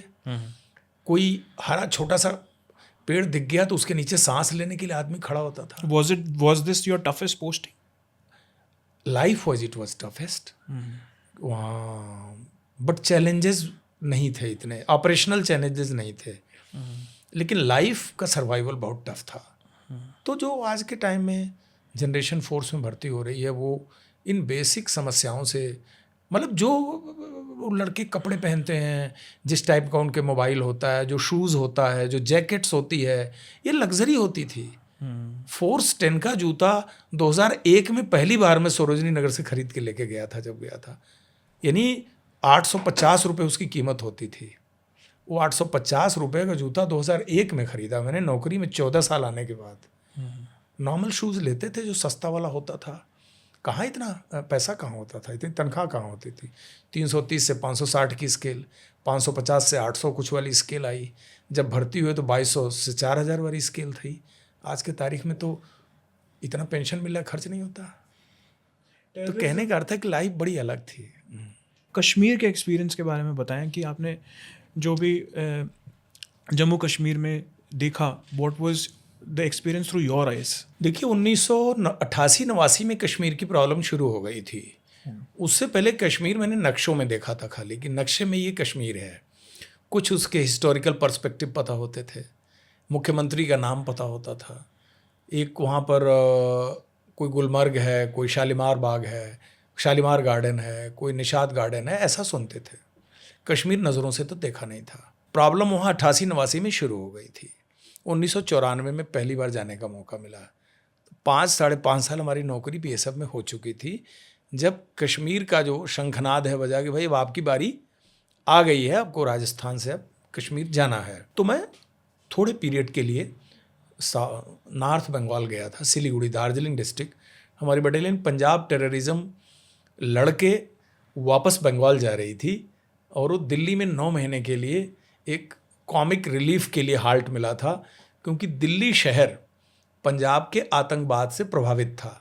ट्रांजिस्टर बम, टार्च बम, छोटे मोटे बम के विस्फोट दिल्ली में हो रहे थे। तो दिल्ली की जितनी मेन सिक्योरिटी थी एम्बेसीज़ की, इसके अलावा मंत्रियों के ख़ास जो लीडर्स थे उनके मकानों की सिक्योरिटी हमारी थी। और मेरा deployment right up to Patparganj मेरा डिप्लॉयमेंट था। कल्याणपुरी पुलिस स्टेशन हमारा टैक्टिकल हेडक्वार्टर था। तो पहली बार ज़िंदगी में मैंने 1993 में दिल्ली का ये पार्ट देखा। शायद हम लोग उस पार्ट के बड़े नज़दीक बैठे हुए हैं। तो ये 9 महीने की जो दिल्ली की ड्यूटी थी, दिल्ली कहने को तो था, लेकिन ये ड्यूटी बड़ी बोरिंग थी, क्योंकि ट्रुप्स सब लगे हुए थे सिक्योरिटी में। हमारे पास कोई खास काम था नहीं सुपरविजन के अलावा। तब तक नॉर्थ बंगाल हम चले गए, और नॉर्थ बंगाल जाते ही हमारा नंबर पंजाब के लिए आ गया। जब कश्मीर का कॉल आया तो कश्मीर के बारे में मैंने सुना बहुत कुछ था, जैसे कोई भी आदमी जानता है। तो ट्रुप्स को पहले रेडी करना था, और मेरी बटालियन थी 71 वार लड़ी हुई बटालियन थी हमारी बीएसएफ की। बटालियन का नंबर भी 71 था, 71 वार लड़ी हुई बटालियन थी। और 71 वार में राजशाही कैंटोनमेंट पर रॉकेटरी के अटैक करने वाली बटालियन के पार्ट थी, जिसने कि पद्मा नदी से बोट से लोग नेगोशिएट करके ईस्ट पाकिस्तान में घुसे थे और इन्होंने एक्टिव वार का पार्ट थी। इसका चैप्टर है हमारी बटालियन का। तो एक तो बटालियन ज्वाइन किया तो मन के अंदर बड़ा गौरव था कि मैं एक ऐसी बटालियन का पार्ट हूँ जो वार लड़ी हुई है। और बटालियन में मैं बड़ा इंटीमेटली घुसा, यानी आत्मसाध करना जिसको ना, बटालियन को अडॉप्ट कर लेना। और उससे ज़्यादा बढ़िया रहा कि बटालियन ने मुझे अडॉप्ट किया। अडॉप्ट करना बोलते हैं रेजिमेंटल फीलिंग, यानी जैसे यही हमारा घर है, यही है माता पिता है, यही जवान है, यही परिवार है। और मैं यंगेस्ट था और हमारे top 2 senior officers because of health reason वो कश्मीर मूव नहीं हुए। तो जिम्मेदारी किस पे आ गई? मेरे कंधों पे आ गई। और मेरे number of years of service बहुत कम था उस समय, तो उतनी बड़ी बटालियन की अकेली रिस्पॉन्सिबिलिटी लेने के लिए शायद मैं तैयार नहीं था। लेकिन आईजी ने बोला नहीं, तुम बटालियन लेके कश्मीर जाओगे। तो मेरे दिमाग में आया कि मैं कश्मीर घुसने से पहले ना इनको प्रिपेयर करूँगा। तो मैं आई वॉज लकी कि मुझे 8 हफ्ता मिल गया बीच का ब्लैंक पीरियड, यानी बटालियन को बॉर्डर रोड से विड्रॉ करके बॉर्डर ड्यूटी से एक जगह कंसंट्रेट कर दिया गया और बोला गया कश्मीर में घुसने से पहले अब तुम इसको तैयार करो। तो मैंने खुद रूटीन बनाया, सुबह 6 बजे से लेकर रात तक का रूटीन। और गजब की फिजिकल स्टेमिना, ताकत थी घोड़े जैसी। पीटी में सबसे पहले पहुंचना, पूरी बटालियन का हिसाब लेना और दौड़ाना 15 किलोमीटर, 14 किलोमीटर, 12 किलोमीटर। दौड़ाना ही नहीं, कोशिश होती थी मैं सबसे आगे दौड़ूं। और 1 घंटा सवा घंटा की पीटी, उसके बाद वेपन ट्रेनिंग, उसके बाद उनका टैक्टिकल सिखलाई, कश्मीर के बारे में भाषण, पूरा दिन इंगेज करना। और सेकेंड हाफ में गेम, और सारे गेम खेलता था मैं, फुटबॉल से लेके वॉलीबॉल, बास्केटबॉल, और खुद खेलता था, पूरा ऑफिस का वर्क भी करता था। और कोशिश करता था कि इंटर कंपनी में मैं जीतूं और मैं शील्ड अपने पास रखूं। तो बटालियन के अंदर एक कंपटीशन की भावना, कमरादरी, मिक्सअप होना, सीनियर जूनियर, ये मेरे अफसर हैं, ये मेरा जवान है, यानी ये बहुत ज़्यादा इंटीग्रेट किया बटालियन को। और मार्च किया मैं कश्मीर के लिए। तो पहली बार कश्मीर के टेरिटरी में, यानी जम्मू में पहले घुसा। तो बॉर्डर टूर में थोड़ा जम्मू को देखा था, उससे ज़्यादा नहीं पता था। सांभा में उतरा, रात का वहाँ स्टे किया और बीच में तमाम सारे तजुर्बात रहे। और नेक्स्ट डे मैं कश्मीर के लिए करीब 55 या 60 गाड़ियाँ थी मेरे साथ, पूरे जो सिविल की कन्वाई थी। और मुझे ये इल्म नहीं था कि आज हमें अप साइड ट्रेवल नहीं करना चाहिए, क्योंकि उस समय हाईवे इतने चौड़े नहीं थे। अगर एक दिन गाड़ी जा रही है तो सिर्फ नीचे से ऊपर जाएगी और ऊपर से नीचे नेक्स्ट डे आएगी, यानी सोमवार, बुधवार, शुक्रवार नीचे से ऊपर जाएगी और मंगल, बृहस्पति, शनिवार ऊपर से नीचे आएगी। मैं उल्टा चल दिया। ऊधमपुर तक जब पहुंचा तो एक ट्रैफिक पुलिस ने बोला, साहब आज तो ऊपर की गाड़ी जा नहीं रही है। मैं सोचा कि रिस्क ले लिया मैंने, तो मैं ऊधमपुर में रुक गया रात भर। एक सब्सिडियरी ट्रेनिंग सेंटर था, 55-60 गाड़ी जहाँ खड़ा हो वैसे ही कयास मच जाता था। और नेक्स्ट डे कश्मीर, जब पीर पंजाल, तब मैंने उस सड़क की चढ़ाई, पीर पंजाल टनल कैसे क्रॉस करना, वैली में डाउन हुए, शाम के 5-6 बज गए। और उसके बाद उस हाईवे से हमें फिर पुलवामा जाना था, 16 किलोमीटर जो है वेस्ट साइड में। लेकिन जो ऑलरेडी बीएसएफ की बटालियन वहाँ डिप्लॉयड थी, जिसको हम रिलीव करने जा रहे थे, उन्होंने रोड ओपनिंग पार्टी नाइट की लगा रखी थी, क्योंकि उनको पता था रात को फायर होगा। और 14 सिख की बटालियन थी आर्मी की, उनसे तालमेल करके आर्मी और बीएसएफ ने मिलकर रोड को क्लियर कर रखा था। और मैंने भगवान का नाम लेके चलते रहे। और बंगाल की बटालियन थी, कभी कश्मीर देखी नहीं थी, इंक्लूडिंग मी, मैंने भी नहीं कश्मीर देखा था। पुलवामा में पहुँचते पहुँचते तो रात के 10 साढ़े 10 हो गए। जो कोई पूड़ी पराठा कुछ था सबके पास जेब में, वो कुछ खा पी लिया, सो गए सब। लकीली उस रात कोई अटैक नहीं हुआ। अगले दिन सुबह से फिर हमको दिन में मिल गया 10-12 घंटे अनलोडिंग करना, सेट करना। जो पहले बटालियन थी उसी जगह के अंदर आपको भी फिट होना है 1 महीने तक, यानी एक ही कमरे में 2 लोग रहेंगे। कमरे का मतलब एक एग्जाम्पल दे रहा हूँ मैं, क्योंकि 1 महीने बाद उनको वहाँ से निकलना था। तो हम लोगों का क्या था कि ज्वाइंट हैंडिंग टेकिंग 1 महीना चलता था, कि उस डिप्लॉयड एरिया के अंदर पहले से जो काम कर रहा है 3 साल से, वह आपको आने वाले 1 महीने तक वहाँ की सारी चीज़ समझाएगा, नॉलेज ट्रांसफ़र करेगा, फिर हो जाएगा। वो फेज में 2 एम्बुश हुए और बचे हम लोग दोनों एम्बुश में। अच्छे ऑपरेशनल अचीवमेंट भी हुए और उसके बाद शुरू हुआ मेरा साउथ कश्मीर का टेन्योर 1997 तक। 3 साल का बड़ा शानदार टेन्योर रहा। हमने कुल 2 जानें हमारी गईं, 2 शहीद हुए हमारे इस बीच में, एक इंस्पेक्टर और एक हवलदार, और कुछ इंजर्ड हुए। हमने टेररिस्ट बहुत मारे, खुला area, open operation. 81 mountain brigade, तब आरआर बनी नहीं थी, आर्मी की रेगुलर बटालियन होती थी, बीएसएफ का इंडिपेंडेंट काम था, हम किसी के अंडर थे नहीं। और क्या शानदार काम किया साउथ कश्मीर में हम लोगों ने, और कश्मीर के टेररिज्म को समझा कि बेसिकली कश्मीर में रहना है तो आपको ऐसे जीना पड़ेगा।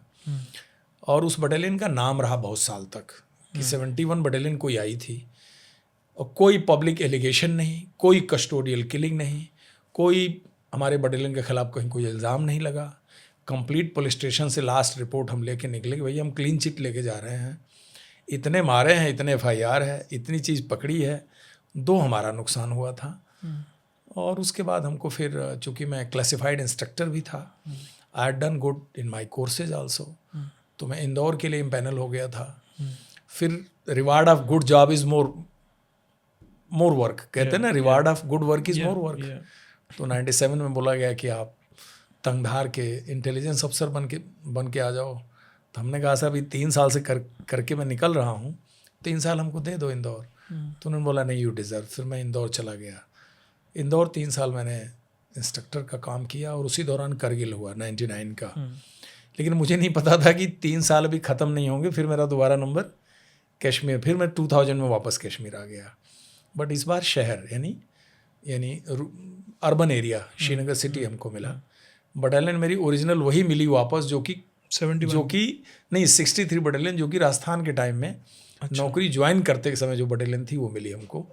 तो उस बटालियन से मैं नोन था, तो उनको भी लगा कि इनकी होम कमिंग दोबारा हुई है 12 साल इसी बटालियन में। तो बटालियन बड़ी एक्साइटेड थी, मैं भी बड़ा खुश था कि मैं जाने पहचाने यूनिट में आया। और most challenging area Jamia Masjid Nauhatta area मुझको मिला। और 2000 का फेज़ तो बहुत ही अपने आप में अलग ही था।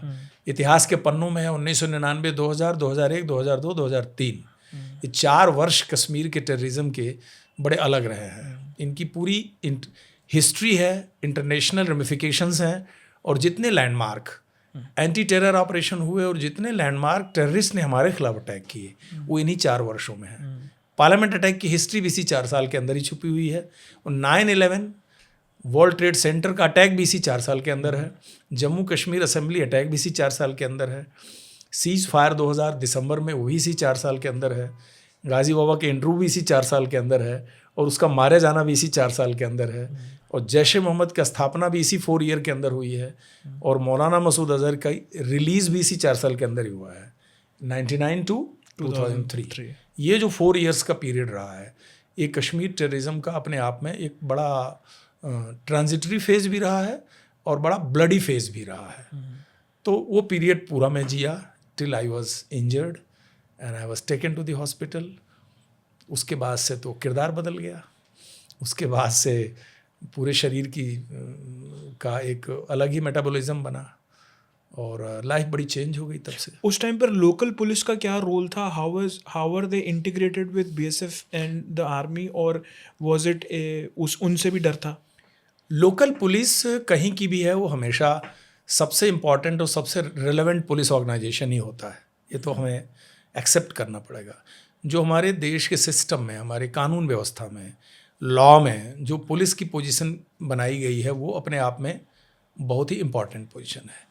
जेएनके पुलिस परेशानी के दौर से गुजर रही थी 1989-90 से लेके 2000 के बीच। ये जो 10 साल का पीरियड था, जेके पुलिस के लिए बहुत टफ पीरियड था, क्योंकि आतंकवाद इतने चरम सीमा पे चला गया था कि पुलिस स्टेशन इररेलेवेंट हो गए थे, थाने चलने बंद हो गए थे, मालखाना बंद था, और इवन एसडीएम ऑफिस, तहसीलदार ऑफिस, जितने सरकारी बिल्डिंग थी उन्होंने जला दिया था। ट्रेजरी जला दी, बैंक जला दिया, कोर्ट जला दिया, पुलिस स्टेशन जला दिए। और टेररिस्ट को मारने के बाद जब्त किए हथियार हम अपने कस्टडी में रखते थे। उनको जब्त करने के लिए मालखाना तक नहीं था। और जो जिनके पुलिस के कर्मचारी थे उनको भी डर था, और वो अच्छी खासी संख्या में वो भी मारे गए। कुछ रोग एलिमेंट भी थे, रोग एलिमेंट हर जगह होते हैं। लेकिन सन 2000 के बाद जेके पुलिस जो दोबारा रिज्यूम की ना, वो काबिल तारीफ है। इतनी शानदार और प्रोफेशनल पुलिस मैंने लाइफ में नहीं देखी, जेके पुलिस जैसी। इतना स्मार्ट ड्रेस किसी पुलिस का नहीं देखा मैंने ऑल इंडिया में। बाकी राज्य के पुलिस को तो उनसे इंस्पिरेशन लेना चाहिए। जो यूनिफॉर्म जेके पुलिस का जवान पहनता है ना, मैंने किसी स्टेट के जवान को वैसा शानदार यूनिफॉर्म पहनते नहीं देखा। एक तो सर्दी का थोड़ा एरिया भी है, जैकेट वैकेट भी बड़ी स्मार्ट रहती है, और बड़ी दिलेरी से काम किया, बहुत दिलेरी से काम किया। आज मैं बता दूं कि किसी भी राज्य में टेररिज्म से रिलेटेड अगर ऐसी एक्स्ट्रा ऑर्डिनरी सिचुएशन आ जाए तो उस राज्य की पुलिस कर्मचारी वो क्या चीज़ से गुजरेंगे इसका मैं कोई अंदाज़ा नहीं लगा सकता। लेकिन जेएनके पुलिस के लिए मेरा बहुत बड़ा सैल्यूट है कि उन्होंने इस एडवर्स कंडीशन में जिंदा भी रहे, वो परिवार भी पाला, एंटी टेररिज्म की लड़ाई भी की, और वहाँ की एसओजी तो खतरनाक है, special operation group JNK police का। जितनी हिम्मत आप किसी भी बीएसएफ आर्मी के लोगों से कर सकते हैं, किसी भी टेरर सिचुएशन में अंदर घुस के मारना, जेके पुलिस अगर 1 इंच आगे नहीं तो कम से कम बराबर तो ज़रूर थी। ये मेरी पूरी तारीफ, क्योंकि मैं उनके साथ बहुत काम किया हूँ और मेरा बहुत प्रेज है उनके लिए, बहुत ज़्यादा। You have probably post the entire denting painting that has happened. उसके बावजूद भी आपने एक तरीके से कॉन्स्टेंटली आप बॉर्डर पर ही रहे हैं, because you are reliving every moment in every different from every single day. इस पूरे सिनेरियो में जब you were hit by so many bullets, आपकी वाइफ का और आपकी फैमिली का क्या रोल रहा है? How were the kids managed? Actually देखिए, बॉर्डर सिक्योरिटी फोर्स के लाइफ में ही फैमिली लाइफ थोड़ी डिस्टर्ब मानी जाती है। फैमिली लाइफ बहुत अच्छी नहीं होती है। रीज़न बीइंग कि बॉर्डर सिक्योरिटी फोर्स का ऑफिसर या कर्मचारी एक्सट्रीमिटी ऑफ द बॉर्डर में काम करता है। एक्सट्रीमिटी ऑफ द बॉर्डर बहुत ही हॉस्टाइल होता है, और वहाँ पे बेसिक कम्युनिटीज़ की प्रॉब्लम्स हैं, एजुकेशन की प्रॉब्लम है, मेडिकल प्रॉब्लम है। और जब आप ऑपरेशनल एरिया में होते हैं तो आप डिस्ट्रैक्ट भी होते हैं। तो कुल मिला जुला के पारिवारिक लाइफ तो बहुत अच्छी नहीं होती है बॉर्डरमैन की। पहले से अभी चीज़ें बेटर हुई हैं। दूसरा इशू ये है कि जो कश्मीर का पहला फेज़ था, जो आतंकवाद का फेज़ रहा है, बीएसएफ का जो नॉर्मल टिपिकल एक ट्रेडिशनल आइडियल रोल है, उस रोल में तो फिर भी कहीं न कहीं बटालियन हेडक्वार्टर है। आप परिवार के साथ रोज़ नहीं हैं तो बटालियन हेडक्वार्टर में जो एक एकोमोडेशन बना है उसमें बच्चे रह रहे हैं। करीब 75% जगह हैं जहाँ एजुकेशन, हायर एजुकेशन तो है ही नहीं है। आपको उसके लिए कोई बड़ी सिटी चुननी पड़ती है। लेकिन टेररिज्म के डिप्लॉयमेंट में बहुत बड़ी अनसर्टेनिटी ये थी कि कोई बिल्डिंग आपकी खुद की बिल्डिंग नहीं है, आपका कोई एकोमोडेशन नहीं है, वहाँ के एसेट्स आपके नहीं हैं, आपने टेम्परेरी मेकशिफ्ट बेसिस पे चीज़ों को रखा हुआ है। रोज़ ऑपरेशनल सिनेरियो चेंज हो रहा है। यहाँ एक बंकर है, कल को चेंज करके दूसरा बंकर बनाना पड़ेगा, because every day you are fighting against the bullets. ऐसे सिचुएशन में जनरली लोग फैमिली रखते नहीं थे। लेकिन कश्मीर का आतंकवाद की जो उम्र थी वो इतनी लंबी हो गई थी कि आप कब तक परिवार से दूर रहेंगे। यानी 88, 89, 90 से शुरू हुआ, 2005 तक कंटिन्यूस डिप्लॉयमेंट था। तो 16-17 साल में एक जनरेशन इतनी आगे चली जाती है। जैसे कि मैं पहले टेन्योर में 94 से 97 में परिवार नहीं ले गया। 94 to 97 मैंने सिलीगुड़ी रखा परिवार। समर वेकेशन में बच्चे कोई 2-4 दिन के लिए आ गए तो आ गए, नहीं तो नहीं रखते थे हम। क्योंकि जिस फ्रीडम और जिस हिम्मत से हम लड़ रहे थे उसमें परिवार हमारे लिए एक बहुत बड़ा माइनस पॉइंट था कि कैंपस पे अटैक होता था। तो जब आपका कैंपस पे सुसाइड अटैक हो रहा है तो it is suicidal to keep the family inside. लेकिन जब 2000 वाला फेज़ आया तो बच्चे के एजुकेशन का जो लेवल था वो इस लेवल तक आ गया था कि उसके बियॉन्ड में उन्हें कहाँ रखता। तो 2000 में मैं जब कश्मीर गया उसमें भी मैंने 1 साल नहीं बुलाया परिवार। 1 साल मैंने इंदौर छोड़ के रखा। मैंने कहा let me first establish.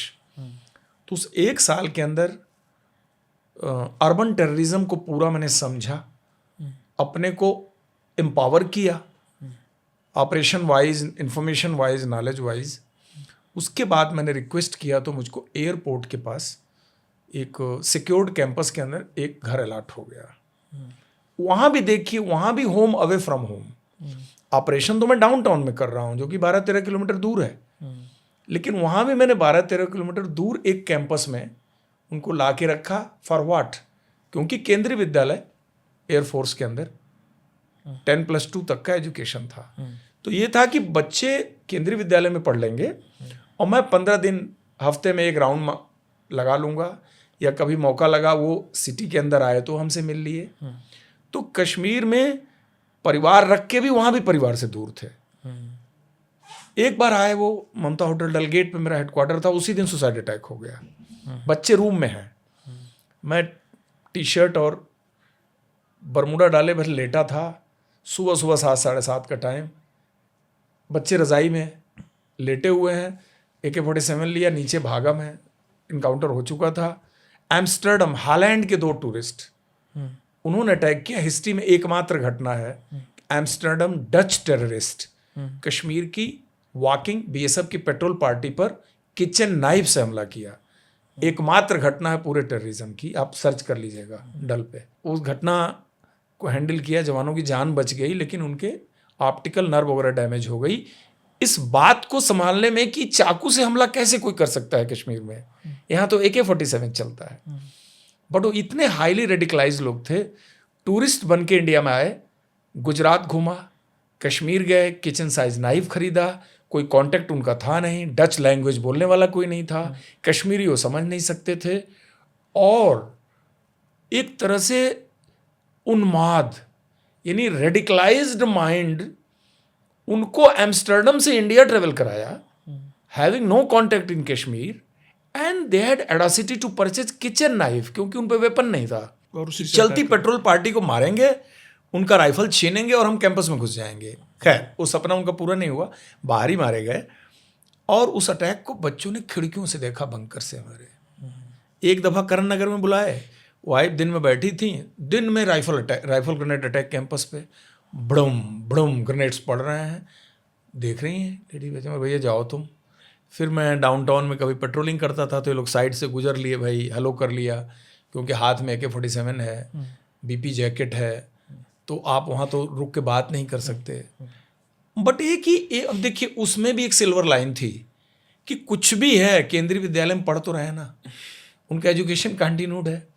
Math कैसे कोचिंग दें, किसी लड़के को बुलाया, फिर उसको धमकी कहीं आ गई कि पढ़ाने जाओगे तो मार देंगे, तो बच्चे बिना कोचिंग के ही पढ़े।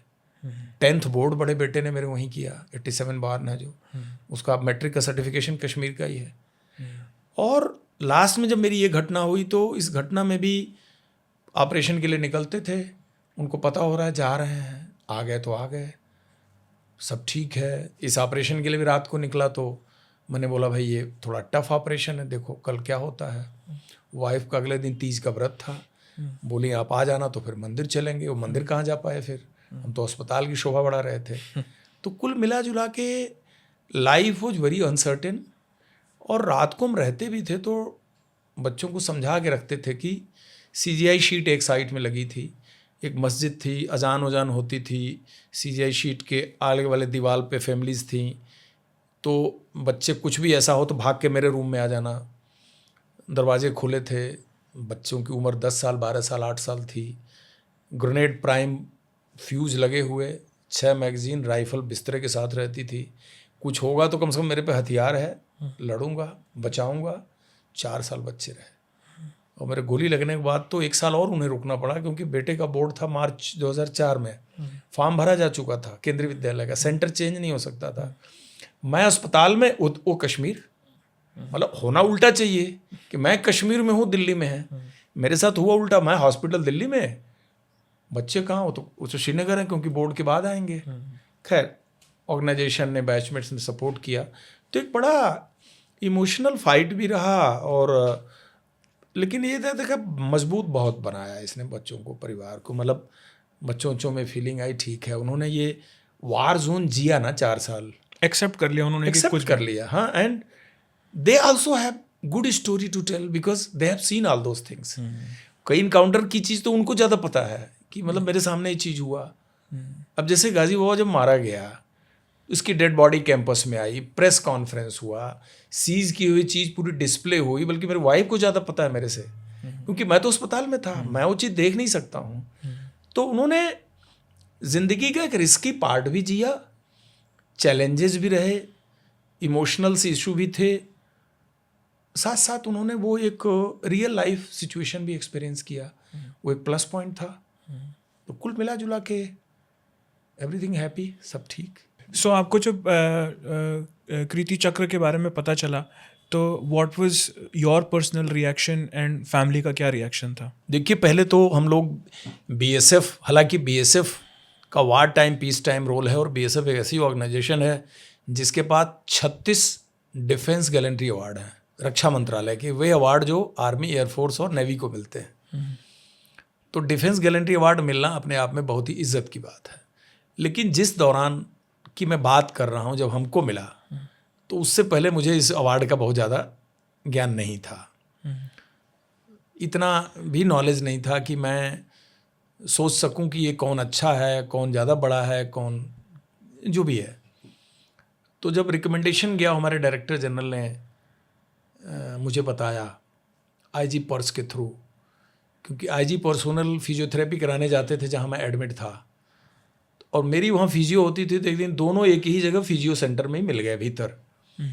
तो उन्होंने मुझे कहा कि अच्छा तुम हो, मेरी हाइड्रोथेरेपी हो रही थी पानी में, हाइड्रोथेरेपी में उनकी भी हाइड्रोथेरेपी हो रही थी।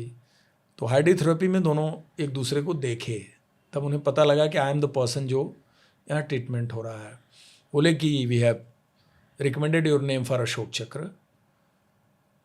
14 अगस्त को, हाँ 26 जनवरी के पहले के ही, 26 जनवरी जैसे आ रहा है। फिर वो 2 दिन पहले आए, बोले कि रक्षा मंत्रालय कीर्ति चक्र दे रहा है, ऐसा हमको हिंट लगा है। उसके बाद 26 जनवरी का न्यूज़पेपर सुबह जब आया तो न्यूज़पेपर में मेरा नाम छपा था और विद स्टोरी। और फिर तो फ़ोन आने शुरू हो गए, लोगों के इंटरव्यूज़, फ़ोन, एएनआई, जितनी news agency, because that was link to parliament attack man accused, वो भी एक बड़ी बात थी। एक न्यूज़ लाइन में आया कि कीर्ति चक्र टू गाजी बाबा स्लेयर, तो वो सब बड़े अलग अलग निकले। उसके बाद वो एक अच्छा फेज़ महसूस हुआ और मैं ही कीर्ति चक्र था उस समय। फिर 2005 में डिक्लेयर हुआ था। तब तक अचानक हमारे मेंबर ऑफ पार्लियामेंट की चिट्ठी आई, योगी आदित्यनाथ जी हमारे मेंबर ऑफ पार्लियामेंट थे, कि गोरखपुर आपको आना है, हम आमंत्रित करते हैं, पूरे शहर में हम सम्मान करेंगे। तो मैं गया अप्रैल, मैं गया तो बड़ा उन्होंने, मतलब रेलवे स्टेशन से रिसीव करना, पूरे परिवार को बुलाना। तो जो अभी वर्तमान मुख्यमंत्री उत्तर प्रदेश, तो एक बड़ा, वो भी बहुत अच्छा लगा। मेरी बहन आई, माँ आई, पिताजी आए, परिवार के लोग आए, शहर में लोगों को पता लगा। ये सिलसिला सहारा ने बहुत कवर किया था। ये सिलसिला चला तब तक आ गया कि defence investor ceremony Ashoka hall Rashtrapati Bhavan में ये सेरेमनी होगी और आपके माता पिताजी को बुलाया जाएगा, और doctor APJ Kalam president of India, lucky to have honour with him, from him. तो मेरे मदर फादर को भी इनवाइट किया गया था और उनको प्रॉपर अशोका होटल में रखा गया था। लिहाजा ऑफिसर उनके साथ था, मुझे बुलाया गया, मेरे बच्चे थे, 1-2 कलीग्स थे, माँ तब चल पा रही थी, अब तो चल नहीं पाती, फादर थे तब। तो जब अशोका हॉल में आप डिफेंस इन्वेस्टर सेरेमनी के लिए घुसते हैं तो यू फील ऑनर्ड, बिकॉज आप you walk through those stairs, historical iconic building. फिर अवार्ड सेरेमनी में जब बैठते हैं लोग, तो प्राइम मिनिस्टर साहब दाहिने बैठे हैं, उपराष्ट्रपति बैठे हैं, कंप्लीट कैबिनेट बैठी है, तीनों सेनाओं के अध्यक्ष बैठते हैं, एयर मार्शल अर्जन सिंह तब जिंदा थे, वो बैठे थे, और जसदेव सिंह की कमेंट्री थी, जो कि मॉन्ट्रियल ओलंपिक हॉकी की कमेंट्री वगैरह करते थे, बड़े फेमस।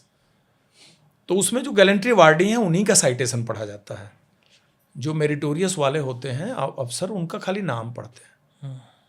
तो उन्होंने सबसे पहला मेरे से ही शुरू हुआ, क्योंकि कीर्ति चक्र से ही शुरू हुआ और मैं ही पहला रेसिपिएंट था। यूनिफॉर्म में था मैं, मुझे बोला गया कि व्हील चेयर की ज़रूरत है क्या, क्योंकि तब मैं वॉक नहीं कर पा रहा था, दाहिने पैर में बहुत पेन था और पैर बहुत वीक था। तो मैंने बोला नहीं, मैं वॉक करूँगा, व्हील चेयर नहीं लिया मैंने। तो जब वो साइटेशन पढ़ते हैं ना, वो बड़ा एक रोमांचकारी टाइम होता है। वो तो ज़बरदस्त आवाज़ थी जसदेव सिंह की। तो आपके ऑपरेशन का वर्णन करते हैं और लास्ट में आपका नाम पुकारा जाता है, तालियों की गड़गड़ाहट, अशोका हाल। फिर मैं वॉक करके गया और डॉक्टर APJ कलाम ने मुझे मेडल पहनाया, पेरेंट्स देख रहे थे। और जनरल निर्भय शर्मा जो मेरे इनकाउंटर के दिन ICU में मिलने आए थे, उनका भी उस दिन वहाँ पर एक मेरिटोरियस मेडल का इवेंट था, वो भी उसके पार्ट थे। तो वहाँ हम उस दिन मिले 2.5 साल बाद। तो बोले मुझे बड़ी खुशी हो रही तुम्हें यहाँ देख के। फिर तो ग्रुप फोटो होता है प्रेसिडेंट के साथ, PM के साथ। नाइट में डिनर होता है आपके इंडिया गेट के पास, जो आकाश मैस है एयरफोर्स का। रक्षा मंत्री प्रणब मुखर्जी थे उस समय। तो ये सब ऑनर देखने को मिला। फिर इंटरव्यूज़ हुए और काफ़ी सम्मान महसूस हुआ कि मतलब ये दिन देखने को मिला। और एक थोड़ा सा सेंस ऑफ रिग्रेट भी था कि बलवीर सिंह शौर्य चक्र जो शहीद हो गया, उसकी वीडियो भी आई थी और उसको शायद ये दिन नहीं देख पाया। Unfortunate person. जो वीडियो होती हैं उसमें प्रेसिडेंट खुद वॉक करके आते हैं और मेडल लगाते हैं। जो जीवित लेते हैं वो वॉक करके प्रेसिडेंट के पास जाते हैं। करीब 10 फीट की दूरी होती है। ये वहाँ का प्रेसिडेंस है, यही ट्रेडिशन है। तो ये सब देख के बड़ा गौरव हुआ। और I was the 3rd person in BSF to be awarded with Kirti Chakra. और अलाइव में अकेला, उसके पहले का पोस्थमस था। तो जीवित में मुझे ही मिला। तो ये भी लगा कि मैं अवार्ड मिला, अवार्ड जिया भी, मैं अवार्ड एंजॉय भी कर रहा हूँ, अवार्ड पर टॉक भी कर रहा हूँ। तो ये सब तो गौरव से जुड़ा रहा। Sir, after the injuries that happened, अब आज के डेट में डेली लाइफ कैसी है और आप how do you start your day and how do you and your day? In injuries के बाद लाइफ का जो शरीर का मेटाबॉलिज्म, उसमें बहुत चेंजेस आए। एक तो जो पहला चेंज ये आ गया कि आप जीने के लिए खाते हैं पीते हैं, उसका एक प्रोसेस है। तो वो मेरा बहुत ह्यूजली कंप्रोमाइज्ड हो गया, इन द सेंस कि जो छोटी आंत वो पचाती है, बड़ी आंत उसको ड्राई अप करती है, प्रोसेस है। तो वो मेरा मिसिंग है बड़ी आंत का। उसकी जगह एनल पाउच है। बट मैं खुश इस बात से हूँ कि मैं एक्सटर्नल बैगेज पे था उतने टाइम। मेरा कंप्लीट नेचुरल कॉल बैग के थ्रू होता था। एक्सटर्नल बैग क्लिप लगा रहता था।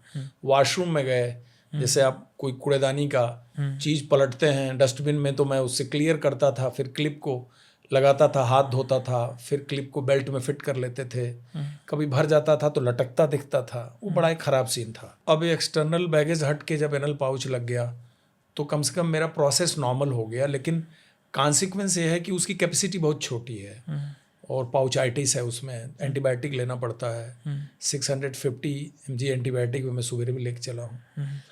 तो उस एंटीबायोटिक से उसको कुछ दिन रोक लेते हैं। करीब 16 से 18 बार वॉशरूम जाना पड़ता है 24 घंटे में। और ये पिछले 23 साल से है मेरे साथ। यानी आदमी 4 बार वॉशरूम जाए तो हिल जाएगा, मैं 16 बार तो मिनिमम जाता हूँ। 16 बार मतलब वाकई में 16 बार, नाइट और सुबह 24 घंटे का।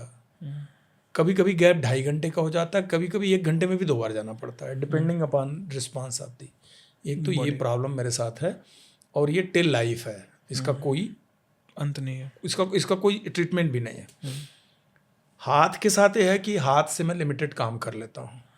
कार में एक हाथ से चला लेता हूँ और इसमें रोटेशनल मूवमेंट नहीं है, लॉक्ड है हाथ।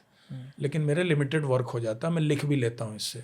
दाहिना पैर हाफ पैरालिटिक है बट मैं चल लेता हूँ। 8.3 किलोमीटर सुबह चला हूँ और मैं तब आपके पास आया हूँ। खेलने का मैं बहुत शौकीन था तो मैं गांव का, लेकिन फोर्सेज में आने के बाद सारे गेम ट्राई किए और मैं खेल लेता था।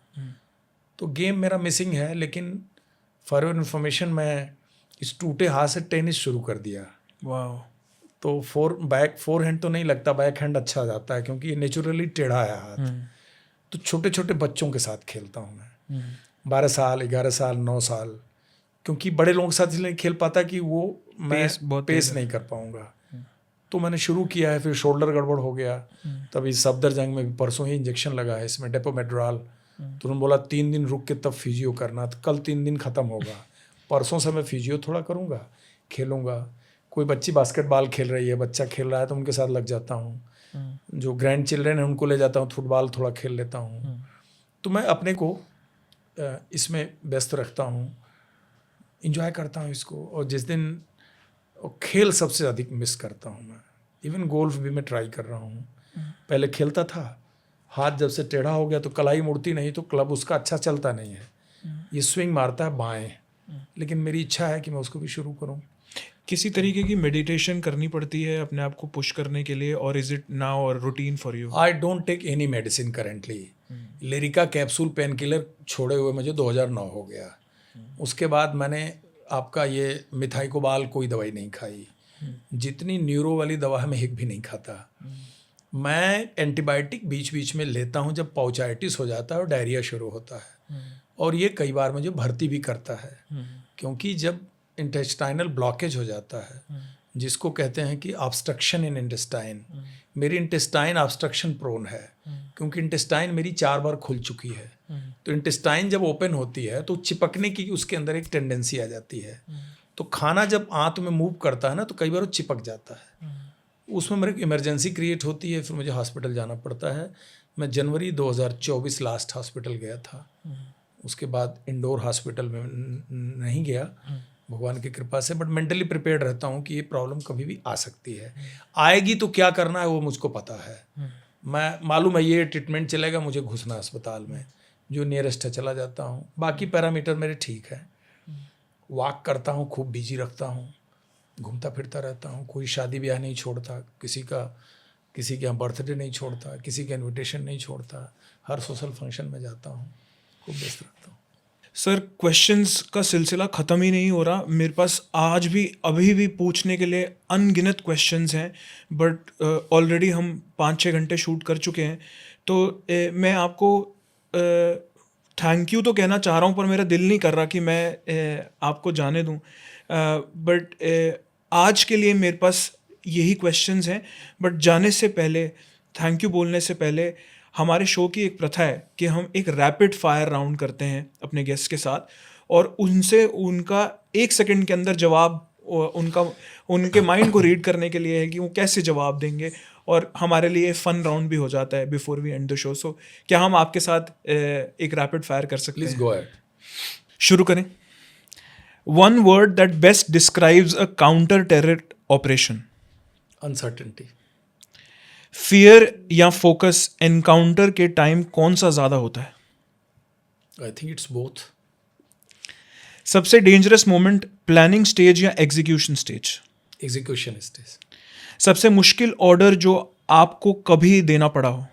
वापस आ जाओ। आज का एडवाइस एक यंग ऑफिसर के लिए सिर्फ 1 लाइन में। No shortcut to your operation. सबसे ज्यादा प्रेशर सीनियर कमांड का या टीम का? सीनियर कमांड का। एक चीज जो आप एनकाउंटर से पहले हमेशा याद करते हैं? सिचुएशन कभी बदल सकती है। एनकाउंटर के बाद सबसे पहले किसको कॉल किया? फादर को। एक चीज जो आप सिविलियन लाइफ में एडजस्ट नहीं कर पाए? इसका कोई जवाब ही नहीं रहा, because I am fully adjusted. ठीक है, all right, thank you so much, and I am so grateful कि आप आए। मैं समझता हूँ कि शायद हम यहाँ पर शूट करने के लिए टीम में 4 लोग हैं। हमारे लिए भी ये लाइफ चेंजिंग मोमेंट है, इतना कुछ जानना कि कैसे लाइफ सैक्रिफाइस होती है बॉर्डर पर, हमारी सेफ्टी के लिए, हमारे पीस के लिए। मैं इस एपिसोड को कोशिश करूँगा कि 26 तारीख को हम रिलीज़ करें, जो शायद हमारे लिए एक बहुत बड़ा चेंजिंग मोमेंट होगा, और शायद ये पॉडकास्ट भी ऐसे ही कुछ दिनों के लिए शुरू किया था। Thank you so much. Thank you so much sir. God bless. जय हिंद। आज का एपिसोड ख़त्म होता है, लेकिन जो कहानियाँ आज हमने सुनी वो काफ़ी देर तक साथ रहने वाली हैं। एनकाउंटर्स सिर्फ एक्शन सीन्स नहीं होते, डिसीजंस सिर्फ स्ट्रैटेजी नहीं होती, और हीरोज़ सिर्फ मूवीज़ में नहीं मिलते। अब तक हम एक ही नरेंद्र नाम के हीरो को जानते थे, हमारे देश के प्राइम मिनिस्टर। लेकिन इनसे मिलने के बाद, इनसे बात करने के बाद और इनकी कहानी सुनने के बाद आज हम एक और नरेंद्र को जानते हैं।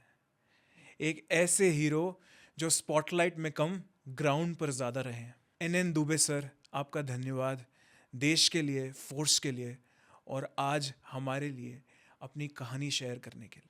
अगर आपको ये एपिसोड पसंद आया हो तो लाइक, शेयर और सब्सक्राइब करना मत भूलिएगा, क्योंकि तने तुलसानी पॉडकास्ट पर हम सिर्फ कॉन्वर्जेशंस नहीं करते, हम उन कहानियों को आवाज़ देते हैं जो अक्सर अनसेड रह जाती हैं। मिलते हैं अगले एपिसोड में, तब तक के लिए जय हिंद।